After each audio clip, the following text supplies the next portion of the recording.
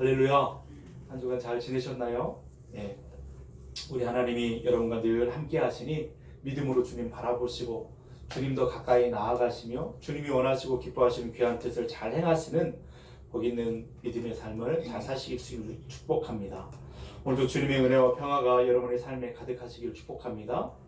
네, 우리가 마가복음 말씀을 우리가 함께 읽고 있는데 우리가 먼저 생각해 볼 이야기가 있습니다. 우리 누가복음 15장 말씀에 보면 유명한 그 비유, 예수님이 하신 비유의 말씀이 있잖아요. 탕자의 비유라 그렇게 해가지고 예수님이 하셨던 그 말씀이 있는데 거기 보면 두 아들이 등장합니다. 두 아들, 큰 아들, 작은 아들, 두 아들이 있는데 그 중에 작은 아들이 오늘날 아버지를 찾아와서 말하잖아요. 아버지 돌아가시면 이왕 저에게 주실 그 재산 있지 않습니까? 그 유산 먼저 주십시오. 내가 받아서 그거 갖다가 한번 일해 보겠습니다. 하고 그냥 그거 받아가지고 집을 나가지 않습니까? 그 집을 나가서 그냥 창녀들과 어울리며 먹고 마시며 그 허랑방탕하게 그렇게 살다가 가지고 나갔던 그 재산 다 그냥 허비해버리고 탕진해버리고 그냥 거지가 되고 말았습니다. 아무것도 남지 않는 거지가 되고 말았죠.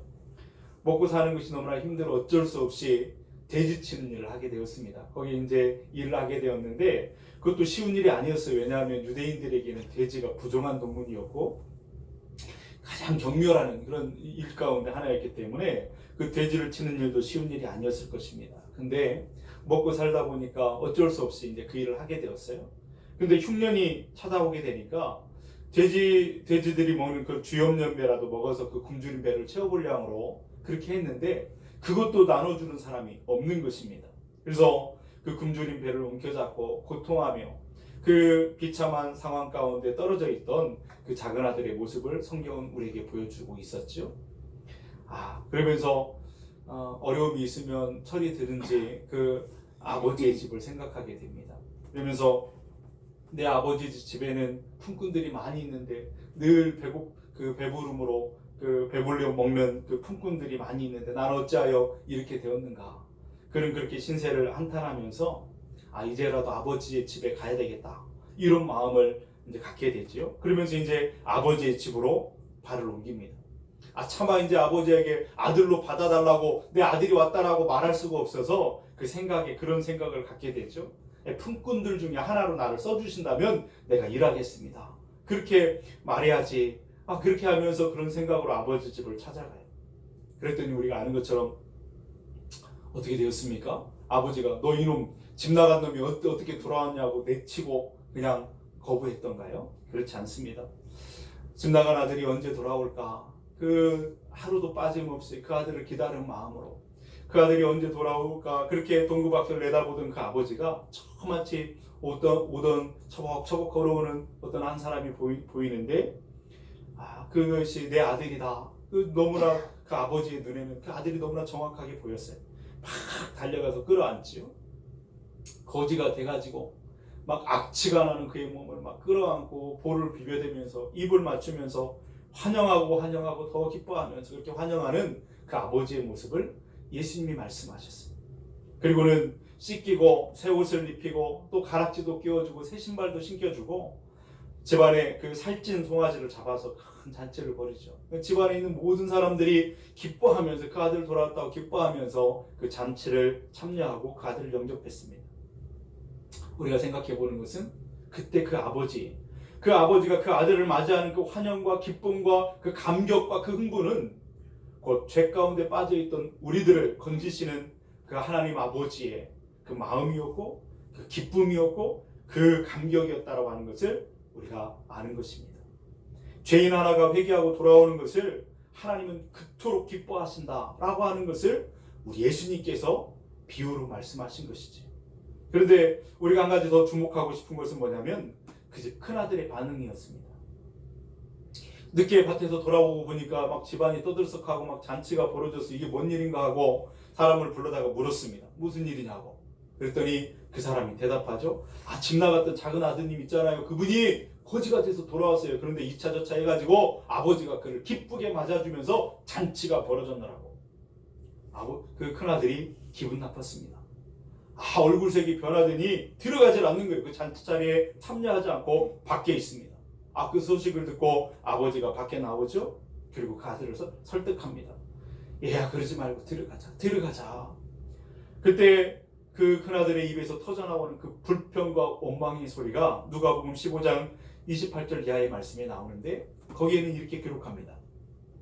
그가 노하여 들어가고자 하지 아니하거늘 아버지가 나와서 권한대 아버지께 대답하여 이르되, 내가 여러 해 아버지를 섬겨 명을 어김이 없거늘 내게는 염소 새끼라도 주어 나와 내 벗으로 즐기게 하신 일이 없더니 아버지의 살림을 창녀들과 함께 삼켜버린 이 아들이 돌아오매 이를 위하여 살찐 송아지를 잡으셨나이다.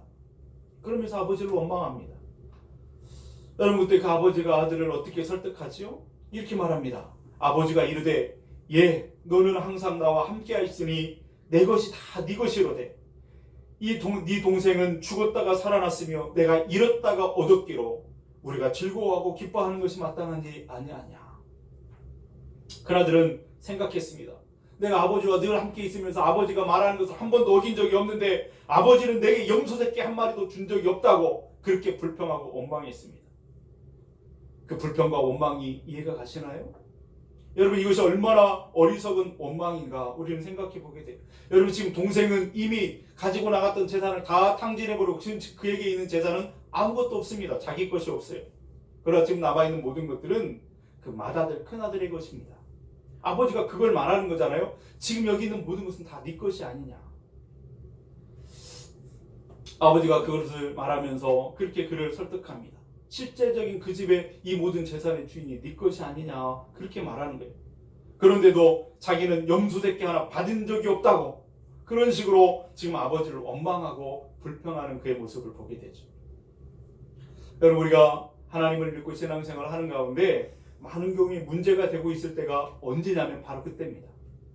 그게 뭐냐면 이미 받았음에도 불구하고 받은 것이 없는 것처럼 여기면서 이미 누리고 있음에도 불구하고 아무것도 누리는 것이 없는 것처럼 생각하는 것, 이것이 바로 우리에게 신앙생활 하는데 항상 장애가 되고 문제가 되는 것을 보게 되죠.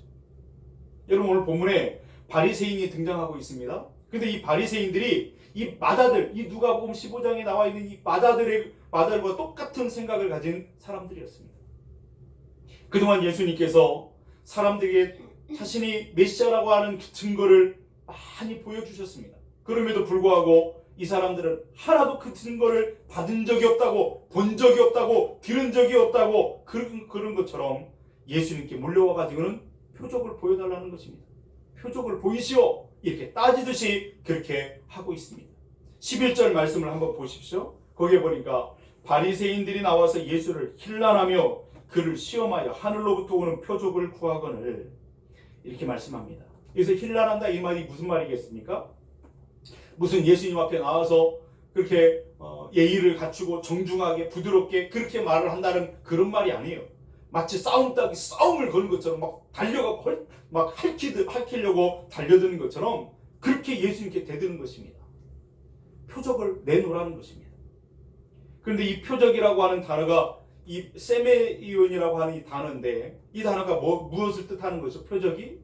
그것을 보면 그 사람이 누구인가를 알게 만들어주는 어떤 증표, 이것이 바로 표적이잖아요. 예를 들어서 여러분, 옛날에 그 임금이 각 고을에 어떤 감차를 보내잖아요. 암행어사를 보내잖아요. 암행어사가 이제 임금이 보냄을 받고 이제 가가지고 그 상황들을 다 살펴보는데 사람들이 몰라봐요.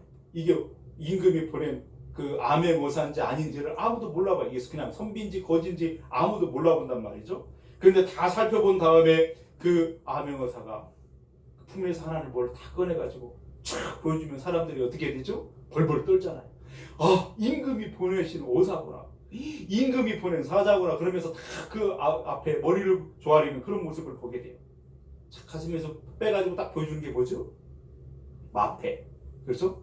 말이 몇 개 있는지는 모르겠어요. 마패. 그 마패를 보여주는데 그것이 바로 그 사람이 누구인가를 보여주는 증표가 되는 것이죠. 이 세메이온, 이 표적이라고 하는 것이 그것을 말하는 겁니다. 그것을 보면 이분이 하나님의 보내신 메시아라고 하는 증명되는 그 어떤 것, 그것을 바로 보여달라, 지금 그렇게 말하고 있는 거예요. 요즘 바리새인들은 뭐라고 말해요? 하늘로부터 오는 표적을 보여봐라 라고 말했습니다.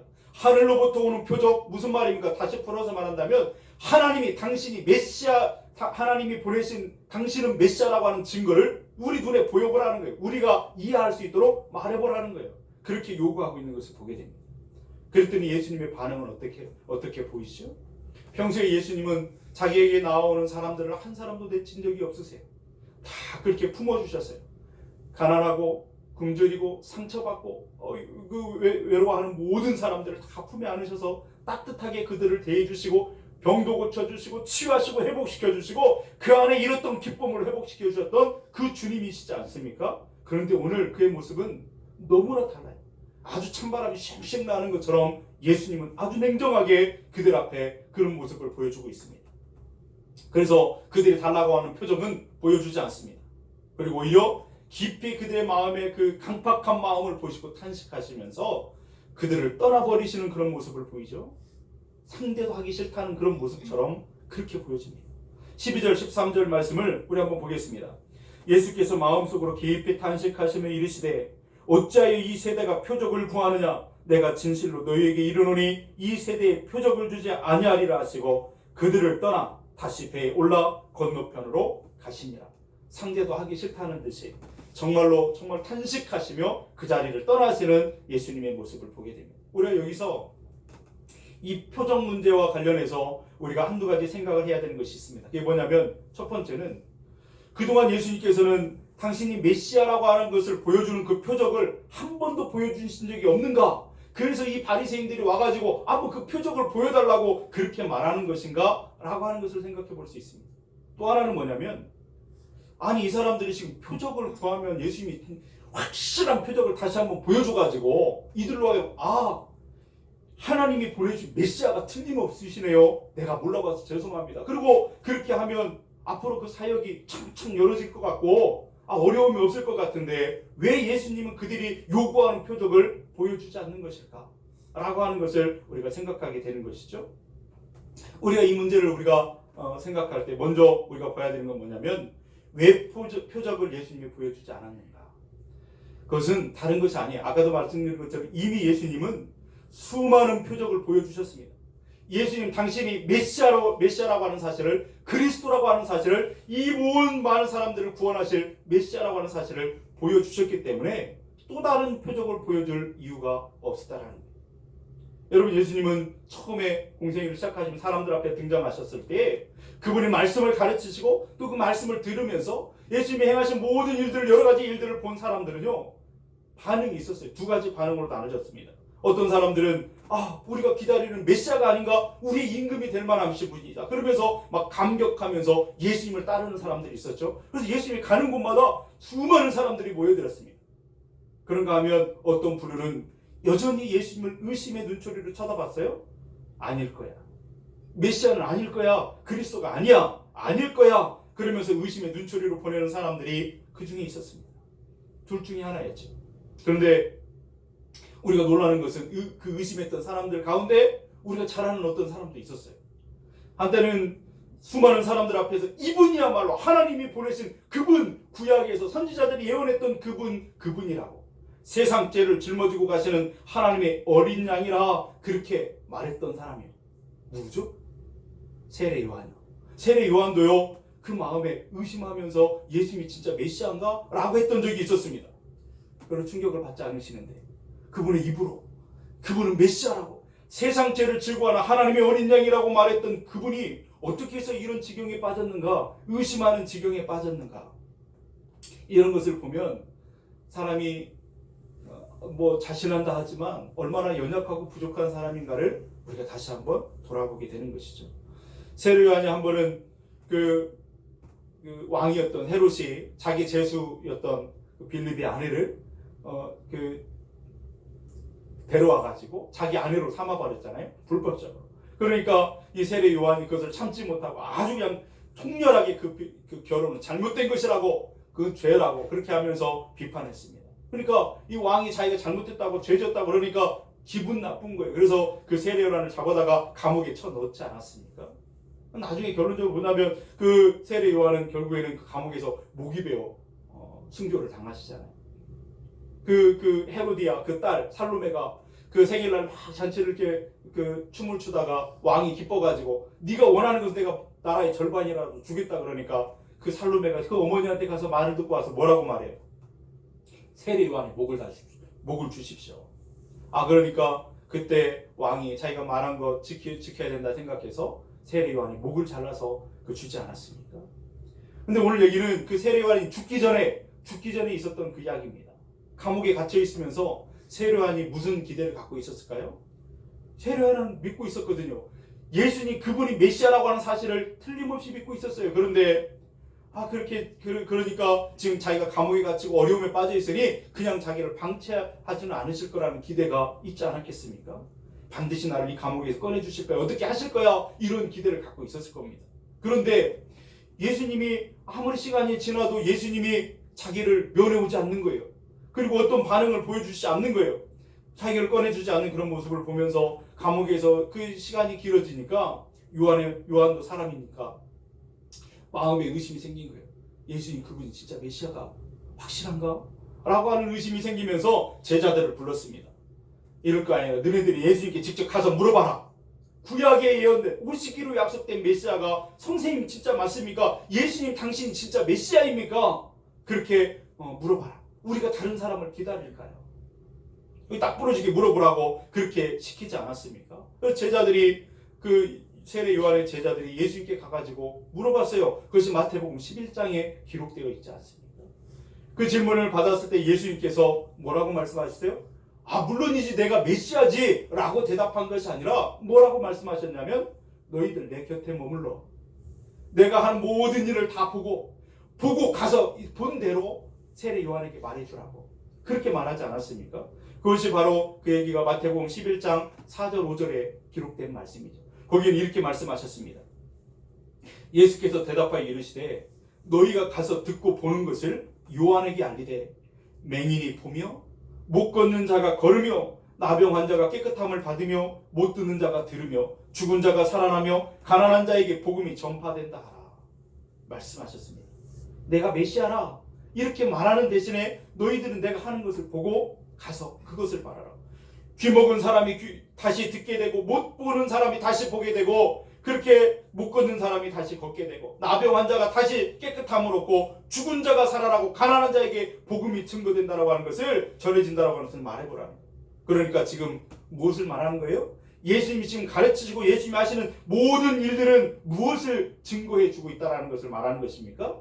예수님 그분이야말로 그들이 그토록 기다리던 구약의 선지자들이 그렇게 예언했던 오시기로 그렇게 약속되어진 메시아라고 하는 사실을 증명해 보이는 표적이라고 하는 것을 말해주는 것이죠. 누가?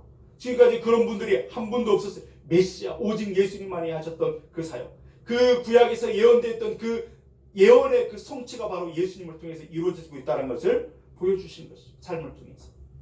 그래서 예수님이 어떤 말씀을 가르치면 사람들은 깜짝 놀랐습니다. 아니 지금까지 들어보지 못한 말씀을 듣는 거예요. 어떤 선지자들도 어떤 바리새인들도 서기관들도 그렇게 가르친 적이 없는데 놀랄만한 그런 말씀을 깜짝 놀랐죠. 여러분 마태복음 7장에 보면 그렇게 말했습니다.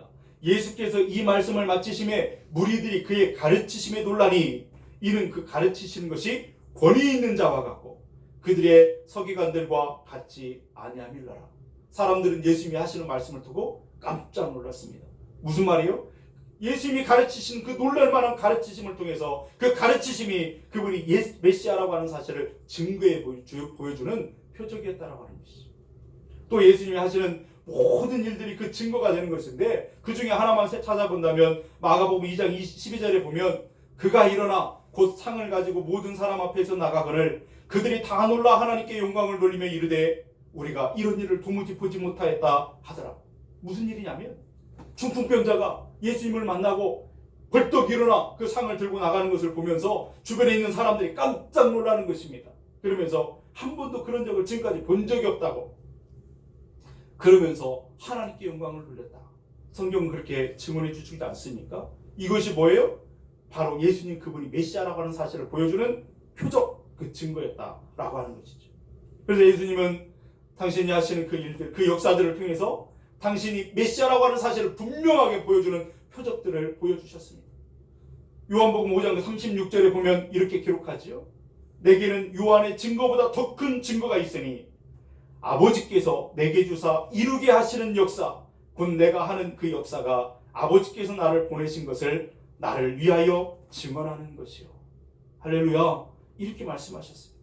그러니까 오늘 본문에서 바리새인들이 와가지고 예수님께 와가지고 당신 메시아라고 하는 증거를 한번 보여봐라, 이렇게 요구했을 때 예수님의 마음의 어떤 그 마음의 생각이 무엇이었냐면, 이미 다 보여주었는데, 내가 이 땅을 구원할 메시아라고 하는 사실을, 그리스도라고 하는 사실을 다 보여주었는데 표적이, 그들이 깨닫지를 못하는 거예요. 여러분, 표적이 없는 것이 문제가 아니라 이미 많은 표적을 보여줬음에도 불구하고 그들은 그것이 표적이라고 하는 것을 알아보지 못하는, 눈이 닫힌 자였고 마음이 닫힌 자였고 귀가 닫힌 자였다라고 하는 것이 문제였다는 것입니다. 표적이 없는 것이 아니었어요. 있었지만 그것을 표적으로 알아보지 못하는, 깨닫지 못하는 그들의 닫힌 마음, 닫힌 눈, 닫힌 귀가 문제였다는 거예요. 아까 그 맏아들이, 그 누가복음 15장에 기록되었던 그 큰아들 맏아들이 집안의 모든 재산이 다 자기 것임에도 불구하고 이미 그의 것인데도 그것을 모르고 나한테는 염소새끼 한 마리도 주지 않았다라고 불평했던 그 마음과 똑같은 그의 마음을 보게 되는 것이죠. 이렇게 마음과 눈이 닫혀버린 그들에게 또 어떤 표적을 보여준다 한들 그들이 깨달을 수 있겠습니까? 이미 눈이 닫혔는 거요, 이미 귀가 닫혔는 거요, 이미 마음이 굳어버렸던 거요, 보여줘도 알지 못하는 거예요. 은혜를 주셔도 은혜인지 몰라보는 것입니다. 하나님이 나를 안고 있음에도 불구하고 그것을 못 느끼는 것입니다. 그것이 문제인 것이죠. 또 하나 우리가 이 표적 문제에서 우리가 살펴본 것은, 왜 이 표적을 보여주지 않았냐, 원하면 또 보여주시지 왜 보여주지 않았을까? 그들은 자신들의 그 기준이 분명했습니다. 자신들이 기준을 만들어놨어요. 그러면서 그 기준에 맞으면 그것이 표적이라고 생각하고, 자기들이 세운 그 기준에 맞지 않으면 표적이 아니라고 생각하는 그런 사람들이었습니다. 그래서 예수님이 그들에게 표적을 보여주지 않은 것이죠. 강박한 마음, 보지 못하기 때문에. 그래서 여러분, 이미 많은 표적을 보여주셨는데도 왜 바리새인들은 그것을 표적이라고 여기지 않은 것인가? 우리가 살펴본다면 그것은 한마디로 말하면, 여러분, 예수님이 그동안 가르치고 행한 모든 것들이, 그들이 생각할 때 예수님이 가르치고 예수님이 행하신 놀라운 것들 그들도 보긴 보았어요. 놀라운 일이라는 것을 그들도 알고 있어요. 그런데 자기들이 기대하고 있는 메시아로서의 그 표적은 아니라고 생각한 겁니다. 자기들이 기준이 세워놓고 그것에 맞지 않다고 생각한 거예요. 그러니 그것은 표적이 아니고 당신 지금 표적을 보여보라고 지금 요구하는 것이죠. 그렇다면 그 사람들이 기준을 세워놓고 요구하는 그 표적은 뭘까요? 어떤 표적을 요구하는 거예요? 사실은 유대인들은 정말 오랜 시간 동안 그 메시아를 기다렸습니다. 간절하게 메시아가 오셔서 우리를 구원해 주실 것을 간절하게 기다렸잖아요. 그런데 어떤 메시아를 기다렸냐면, 왕같은 강력한 힘을 가진 그런 메시아를 기다렸습니다. 그들의 생각 가운데 생각하고 있는 건 누구였냐면 다윗과 같은 왕이에요. 다윗과 같은 메시아를 기다리고 있었습니다. 다윗 시대에 보면 이 블레셋이 얼마나 많이 이스라엘을 괴롭혔습니까? 그렇죠? 농사지면 막 다 빼앗아가 버리고 주변의 나라들에 의해서 여기 치고 저기 치고 맞은 데 또 맞고 하는, 그것이 바로 이스라엘의 모습이었어요. 그런데 어느 날 다윗이 혜성같이 쫙 나타나더니 블레셋에 막 골리앗을 쳐 부수고 막 골리앗을 굴복시키더니 이쪽으로 주변의 나라들을 다 그냥 시원하게 그냥 끝내주거든요. 다 평정해버리고 이스라엘의 역사를, 아주 황금기의 역사를 이루었던 그 시대가 바로 다윗 시대였습니다. 이게 마치 그것처럼 다윗과 같은 영웅 같은 메시아가 다시 나타나 이 억압받는 이 로마의 제국을 억압하는 그들을 물리치고 다시 이 나라를 황금기로 다시 끌어올려줄 그런 메시아를 그들은 기다리고 있었고, 그들의 기준이 바로 그것이었습니다. 그러려면 메시아는 어떤 모습으로 와야 될까요? 왕궁에서 화려한 옷을 입고 탁 나타나야 되지 않겠습니까? 왕관을 쓰고 수많은 군대를 거느리고 예루살렘 그 궁궐을 향해서, 로마의 그 제국을 향해서 막 돌진해가는 그런 강한 그런 그 왕 같은 그런 메시아를 기대하지 않았겠습니까? 그런데 그들이 지금 바라보고 있는 예수님, 메시아라고 자칭한 그 예수님, 그분을 바라보니까 전혀 그들이 기대했던 모습과는 달랐어요. 예수님의 출신은 어디였어요? 저 가난한 동네 나사렛 그 출신이었습니다. 그리고 뭐 큰 군대를 거느리고 막 지금 착 나타나는 것이 아니라 아니 어부들 몇 명 데리고 다 다니면서 그런 모습, 남노하는 옷을 입고 그렇게 다니는 그런 모습을 보면서 메시아가 아닐 것이라고 생각했습니다. 비록 그가 병을 고치고 돌아다니면서 그 귀신을 쫓아내고 말씀을 가르치고 배고픈 사람들을 먹여주었지만 놀랄 일이었지만 그런 일들은 아무리 봐도 그들이 생각할 때 그들이 기대하는 표적은 아니었다라는 것입니다. 그러므로 그들은 그것 말고 자기들의 마음에 기뻐할 만한 자기들의 마음에 맞는 표적을 내놓으라는 것입니다. 이렇게 예수님께 요구하고 있는 거예요. 그래서 예수님께서는 그들이 요구하는 표적을 보여주시기 싫으셨습니다.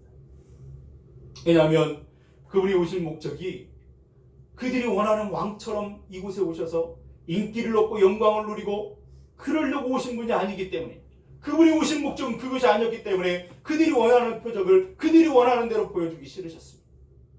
그럼 여러분, 예수님께서 그러면 아무런 그들이 흡족할 만한 아무런 표적도 보여주지 않으셨는가? 그렇지 않잖아요. 아까도 말씀드린 것처럼 그분은 말씀하신 그 모든 말씀과 그가 행하신 모든 행함이 다 표적이 되었을 뿐만 아니라 이미 오래전에 완벽하고 완전한 그 표적을 다 보여주신 적이 있잖아요.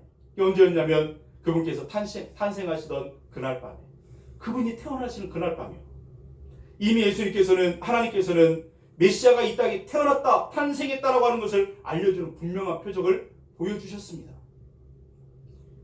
그때 사람들이 몰랐을 뿐이지 분명하게 보여주셨죠. 그 표적이 무엇이었냐면 누가복음 2장에 보면 이렇게 기록합니다. 들어보십시오. 천사가 이르되 무서워하지 말라. 보라, 내가 온 백성에게 미칠 큰 기쁨의 좋은 소식을 너에게 전하노라. 오늘 다윗의 동네에 너희를 위하여 구주가 나셨으니 곧 그리스도 주시니라. 천사를 통해서 선포했습니다. 그리고 표적을 말씀하신데 이런 표적을 말씀하세요. 너희가 가서 강보에 쌓여 구유에 뉘어있는 아기를 보리니 이것이 너희에게 표적이니라 하시더니. 할렐루야. 표적을 보여주셨어요. 어떤 표적이에요? 강보에 쌓여 구유에 뉘어있는 아기, 그것이 표적이라는 것입니다. 메시아라고 하는 표적을 그렇게 보여주셨다. 세메이온, 여기서 이 표적이 세메이온입니다.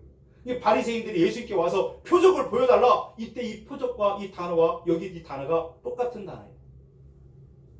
여러분, 그러니까 이들이 지금 예수님께 표적을 보여달라고 그렇게 말하지만 이미 하나님은 30년 전에 그들이 베들레헴, 그 예수님이 베들레헴에서 탄생하시는 그때 그 천사들 중에서 선포하며 그들에게 표적을 보여주셨어요. 어떤 표적이요? 강부에 쌓여서 구유에 뉘어있는 아기의 모습이 바로 메시아라고 하는 표적이었다라고 하는 것을 보여주지. 그렇다면 여러분, 구유가 뭐죠? 구유? 황금으로 쌓여있는 어떤 보자기인가요? 말 밥통 아니에요? 짐승의 밥통. 그 짐승의 밥통에 아기가 뉘어있는 연약한 모습으로 가장 낮은 자리에 그렇게 뉘어있는 그 모습이 어떻게 메시아의 표적이었나요? 여러분, 예수님은 본래 하나님과 동등하신 분이시잖아요. 하나님 보좌 우편에 그 영광스러운 그 자리에 계셨던 분이, 근데 그거 다 내던져버리고 가장 낮은 자리 마구간에 이 땅에 오셨는데 그것도 가장 낮은 자리 마구간에 태어나시면서 그것도 짐승의 그 밥통 안에 그렇게 작은 아이로 태어나신 그 모습, 그것이 바로 메시아라고 하는 그것을 보여주는 표적이었다는 거예요. 여러분, 이게 그 표적을 보면 그분이 어떤 분이신가, 이제 어떤 일을 하게 될 것인가, 무슨 일을 하게 될 것인가, 그 표적을 통해서 우리는 보게 되는 것이죠. 그분은 높아지려고 오신 분이 아니었다는 거예요. 낮아지고 모든 사람을 섬기고 품으시려고 오신 분이라는 사실을 그 모습을 통해서 가르쳐 주시는 것이죠. 그분은 스스로 의인이라고 자처하는 사람들, 스스로 강하다고, 그것도 스스로 많이 배웠다고 스스로 선미라고 하는 사람들을 품기 위해서 그 사람들만 사귀기 위해서 오신 분이 아니라는 거예요. 나는 죄인입니다. 가슴을 치면서 아무것도 알 수 없는 연약하고 소외되고 가난하고 아무리 천한 사람들이라 할지라도 그 모든 사람들을 품으려고 오신 가장 낮은 자리에 오셔서 그렇게 보여주신 그 분이 바로 예수님, 메시아라고 하는 것을 보여주시는 것이죠.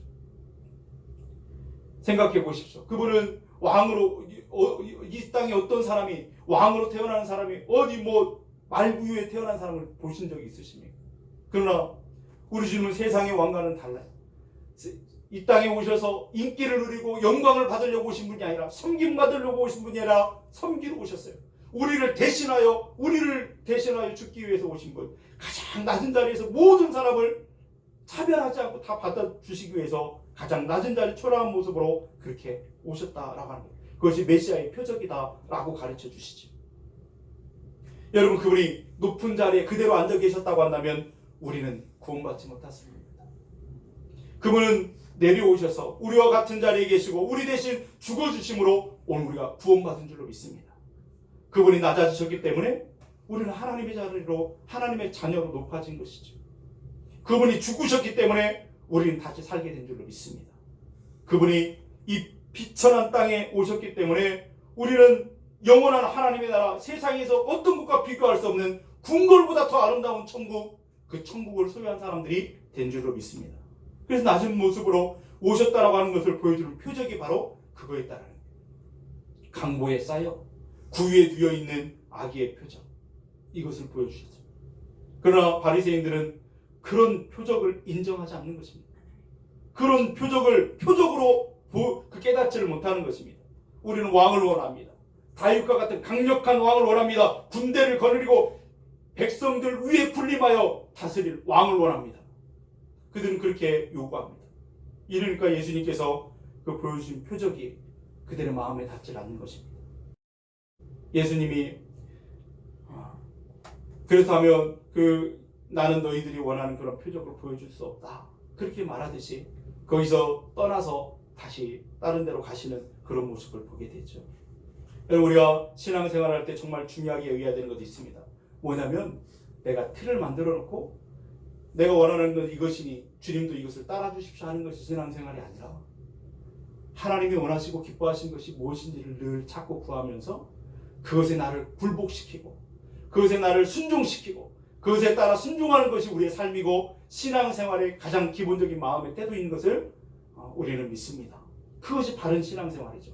하나님, 나는 이것을 원하니까 하나님 이거 들어주십시오.